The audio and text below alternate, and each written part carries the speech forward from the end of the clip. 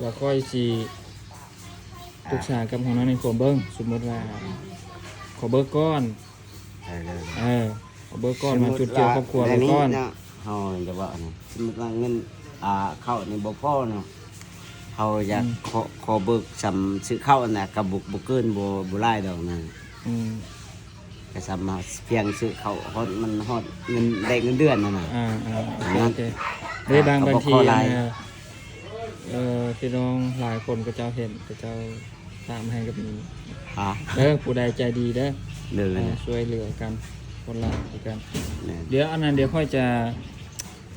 ไปลมกับโมนานิคมบ้างคืออาจจะได้อยู่เพราะว่ามันเคยมีกรณีที่ผ่านมาแล้วที่ผ่านมาก็เคยประสานกับเพื่อนแล้วเพื่อนก็ช่วยซ้ำที่500,000เวลาเงินเราได้เพิ่นก็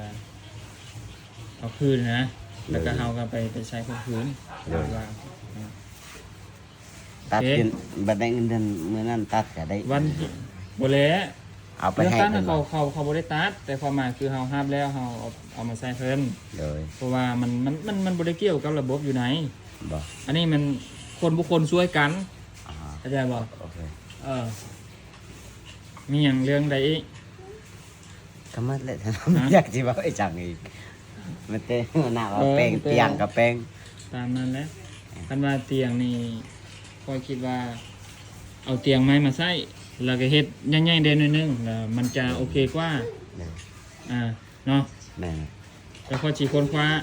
เอาเตียงเข้ามาจึ๊กเข้ามาแล้วก็ให้เป็นอันนั้นเอาต้องเสียบนิดนึงเข้าอีกหั่นหม้อชิ้นนึงเข้าบ่ฮะสั่งเอาโอ้เขาได้อันน่ะ4,500ว้า4,500สั่งเอาเป็นโลซื้อหม้อแดงโอ้อันนี้นี่นึ่งข้าวหุงนึ่งข้าวโอ้เดี๋ยวหม้อนี่นึ่งข้าวได้เลยเนี่ยเนาะแล้วก็เอาหม้อเสียบลงเลยวะเอาวัดทางก็ได้เขาครับอยู่ได้ใช่ซื้อ4,500แบบสิไปดังไผ่นี่มันบ่มีพื้นนะก็เลยได้คือกันถ้าบ่เฮ็ดในนั้นบ่ได้ก็ลงก็โอเคปลั๊กไฟเดี๋ยวมื้ออื่นค่อยเอามาให้ตักเสียงหันแล้วเจ้าเปลี่ยนเองมีตี้ตัวระบิดบ่มีนี่สิเอาจะใช้ที่ซอให้ระบิดเปลี่ยนเองเป็นตี้ตาสบายปึ๊บออกมาแล้วก็มาโอ้อันนี้เชื่อมเลยได้ช็อตตายได้เฮามาเขียนที่พี่บัดนี้เอาบ่ลงมันเอาออกมันบ่โอ้อันนี้นี่จังได้เดี๋ยวมันเลิ่งพุ่นน่ะมันเลิ่งมันบ่ได้สุกเลิ่งบ่อันเด้เอาแล้วบ่ได้คันนั้นบ่เห็นนั้นบ่ได้เอาแล้วบ่ตัวนี้แกเอาบ่เปลี่ยนตัวใหม่บ่ได้บ่น่ะเอาเลยบาทนี้อันเด้มันเป็นมันนี่คันเปลี่ยนใหม่ผมได้มัดไว้แบบนี้ว่ะก็มัดนั้นแหละบ่ได้คันบ่เห็นนั่นน่ะเอาเลย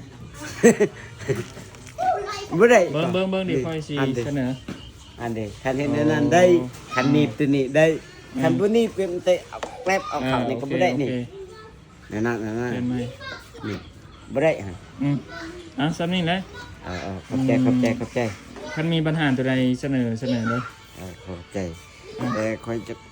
ตัวเด็กหน่อยนี่นะให้ตัวมันเปื้อนนี่อยากอุกตัวนึงนี่นะบัดเฮาเวลาเฮาเฮ็ดเวียกนี่คันเมียเฮาอยู่นี่แค่นี้ที่มื้ออื่นนี่แต่ว่าเขาเจ้าบ่อยู่เขากันนั่นก็มีอายุก็มันจะให้เบิ่งเขากัดกินสมมุติเขากินแต่พุ่นเขาย่างก็โยนทิ้งใส่หั่นผู้นึงก็มาจากหั่นก็กินแล้วมันโยนทิ้งอยู่นี่นั่นน่ะหมู่เฮ็ดน่ะบัดนี้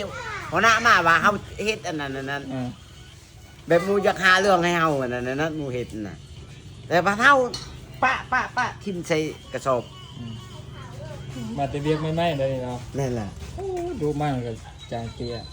โอ้บ่เฮ็ดบ่ได้บ่ไว้บ่ทันใจเขาชีดไว้ก็ทอดขึ้นลงขึ้นหัว1 นาทีได้ป่ะฮะหัวสิหัว1 นาที6 นาที7 นาทีได้ป่ะมีคนขอมาว่ายั่วให้เราหัวได้หัวโดนแดงทั้งดีโอ้ตายเลยจริง เขาถามมาว่าจะใส่ยาสีฟันอย่างเที่ยวคือขะผิวเอาว่าง่ายคือผิวเจ้าดำนี่ผิวเจ้าดำแต่ว่าแค่เจ้าขะจะใส่ยาสีฟันเนี่ยยาสีฟันรุ่นไหนความหมายบ่ยาสีฟันตัวเขาสั่งก่อนเขาสั่งอยู่ในออนไลน์สั่งเอาพุ่นน่ะเขาสั่งอยู่ในออนไลน์รุ่นไหนมันเป็นกับบ่แม่นอันน่ะอีหยังบ่โพคาบ่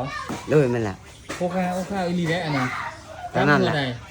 โอ้แพงได้กับหนึ่งนะแม่นตอนนั้นค่อยซื้อนี่กับ1 50,000เดี๋ยวนี้90,000ก็95บ่เดือน97 90,000พุ่นน่ะแม่นแหละคันตัวนี้เขาบ่ใส่ก็บางเทื่อเนี่ยแม่นยอทูแล้วละก่อนมาเทียเพียงมันร้อนตัวขับบอลเขากินเขาเดี๋ยวว่าแค่เจ้าขายเลยใส่ยาสีฟันโพคาพี่น้องเลยมันมืดเดี๋ยวนี้ชื่อ95,000สั่งไหมเปิดสั่งใหม่อีกที่นี่กับซันนี่นะทุกคนมีเรื่องอย่างมาอัปเดตกับอัปเดตไหม